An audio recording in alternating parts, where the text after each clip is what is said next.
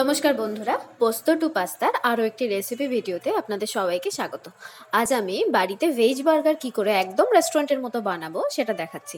আলু সেদ্ধ নিলাম সেদ্ধ কড়াইশুঁটি, একটু নুন, হলুদ, লঙ্কা গুঁড়ো, জিরে গুঁড়ো, ধনে গুঁড়ো, আর নিয়ে নিচ্ছি 1 চামচ মতো গোলমরিচ গুঁড়ো, আর একটু ধনেপাতা নিয়ে একটু ভালো করে চটকে মেখে নিচ্ছি। এটাকে দুভাগে ভাগ করে হাতের সাহায্যে এরকম গোল গোল মতো আকার দিয়ে যে ভেজ আলুর প্যাটিটা বানাবো তার জন্য কোনো রকম ডিমের লেয়ার ছাড়াই আমি এর ওপরে দিয়ে দিচ্ছি বাড়িতে বানানো ব্রেড ক্রাম্বস। এরপর এটাকে গরম তেলে ভেজে নেব কোনো রকম কর্নফ্লাওয়ার ছাড়াই।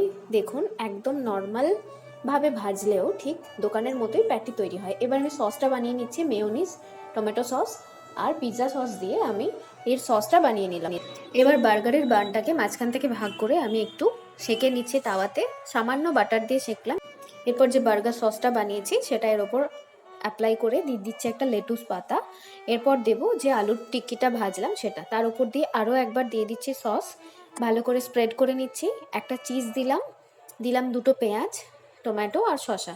এরপর ওপর দিয়ে একটা টুথপিক দিয়ে দিলেই আমাদের রেডি হয়ে গেল এক কেএফসির মতো ভেজ বার্গার বা আলু প্যাটি বার্গার।